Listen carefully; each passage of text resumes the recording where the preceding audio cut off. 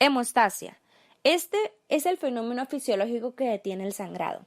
Es un mecanismo de defensa que junto con la respuesta inflamatoria y de reparación ayudan a proteger la integridad del sistema vascular después de una lesión tisular.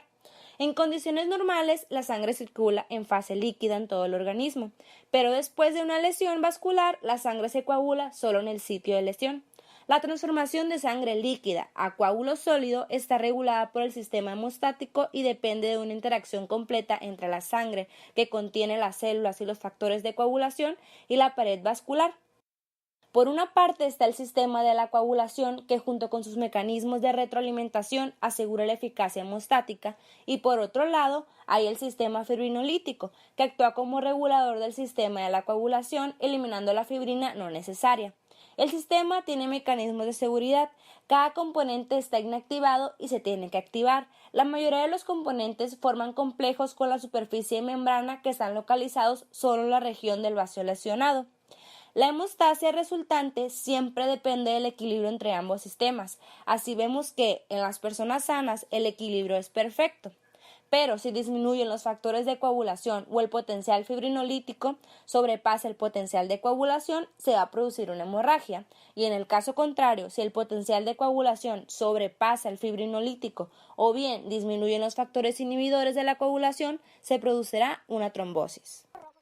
La lesión vascular desempeña parte fundamental en el inicio de la formación local del tapón de plaquetas de fibrina. Las plaquetas son células anucleadas que forman parte crucial en el proceso de coagulación, debido a que en su citoplasma existen diferentes mediadoras como las hormonas locales que producen reacciones vasculares, así como el factor estabilizador de fibrina y un factor de crecimiento que hace que las células endoteliales vasculares fibroblastos se multiplican, crezcan y ayuden a reparar las paredes vasculares dañadas. Las células endoteliales de los capilares están sustentadas por una capa de tejido conjuntivo de colágeno, mientras que las venas poseen una capa media de células musculares lisas que permite cierta vasoconstricción. Debido a que el endotelio normal tiene una superficie antitrombótica, la cual no inicia la adhesión de plaquetas o la coagulación de la sangre, es crucial o necesario un proceso hemostático. La resistencia a la trombosis se debe principalmente a la producción endotelial de potentes vasodilatadores, como son las prostaciclinas o prostaglandinas PGL2 y el óxido nítrico. La vasoconstricción que tiene lugar después de la lesión vascular está mediada por dos productos derivados de la activación de plaquetas, que son la serotonina y los tromboxanos A2. Pero ¿cómo inicia este proceso? Principalmente inicia cuando las plaquetas entran en contacto con la superficie vascular dañada, especialmente con las fibras de colágeno de la pared vascular. Las plaquetas cambian rápidamente su formología y empiezan a hincharse adoptando formas irregulares. Sus proteínas contráctiles se contraen fuertemente y liberan múltiples factores activados en sus gránulos. Posteriormente, gracias al cambio de la estructura de las plaquetas, estas pueden adherirse al endotelio lesionado, en conjunto a la liberación del factor von Willebrand, que se filtra en el tejido traumatizado desde el plasma, segregado grandes cantidades de ADP, en el cual en conjunto con los tromboxanos A2 activan la adhesión de plaquetas, formando así el tapón plaquetario primario. En sus inicios el tapón es bastante lábil, pero bloquea generalmente la pérdida de sangre, si la brecha es pequeña. Después sigue un proceso subsiguiente con la formación de hebras de fibrina a partir de fibrinógeno, formado en el hígado, el cual es esencial para la formación del coágulo por medio de la trombina, que forma parte fundamental en el proceso de la coagulación. Cascada de coagulación. El proceso de coagulación que lleva la hemostasia consiste en un conjunto complejo de reacciones proteasas en el que participan aproximadamente 30 proteínas diferentes. Estas reacciones convierten fibrinógeno, una proteína soluble, en filamentos insolubles de fibrina, que con las plaquetas forman un trombo estable. Para explicar este proceso, utilizaremos el modelo de la vía intrínseca y extrínseca de la coagulación. La cascada de coagulación requiere de la presencia de cofactores específicos como es el calcio, con excepción a los dos primeros pasos de la vía intrínseca. Se divide principalmente en vía extrínseca y vía intrínseca. La vía extrínseca comienza con la lesión de células endoteliales que expone a la sangre circulante al factor tisular subendotelial o a la tromboplastina tisular, que es el factor 3, el cual funciona como una enzima catalítica. Posteriormente hay una activación del factor 10 en presencia de calcio a través del factor 7, que es el acelerador de la conversión de protrombina para formar el factor 10 activado.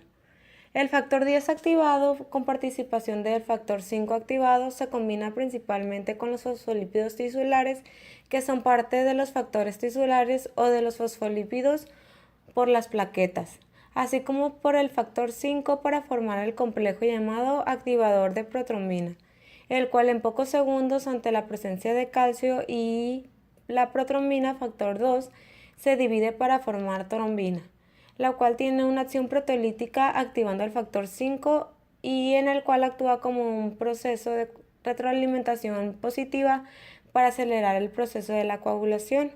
La vía intrínseca corresponde a que después de la lesión vascular se rompe la capa de células endoteliales de la sangre y la sangre queda expuesta al colágeno subendotelial que activa la vía de coagulación.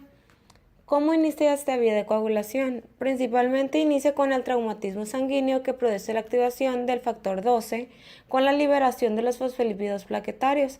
El factor 12, al entrar en contacto con la superficie del colágeno lesionado, actúa como una enzima proteolítica llamada factor 2 activado y a partir de un simógeno de alto peso molecular denominado precalicreína activan al factor 11, que posteriormente va a activar al factor 9. El factor 11 activado, en conjunto con el factor 8, los fosfolípidos plaquetarios y el factor 3, activan al factor 10 en presencia de calcio y es donde la vía extrínseca y la vía intrínseca se combinan o se entrecruzan con un fin común, que es la transformación del activador de protrombina en trombina, logrando a un coágulo más estable por la fibrina. Inhibidores de la coagulación.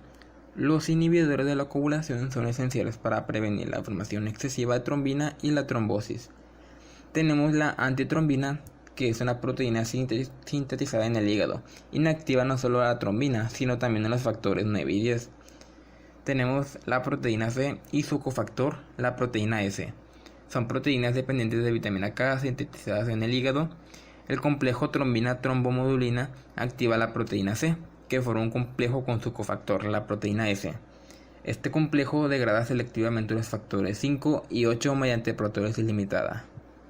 Inhibidor de la vía del factor tisular. Esta proteína se sintetiza en el endotelio y el hígado. Circula unida a lipoproteínas e inhibe el complejo factor tisular factor 7. Las heparinas son inhibidores indirectos del factor 10, debido a su capacidad de aumentar la actividad antitrombínica. Las heparinas se usan tanto en el tratamiento como la prevención de trombosis venosa aguda.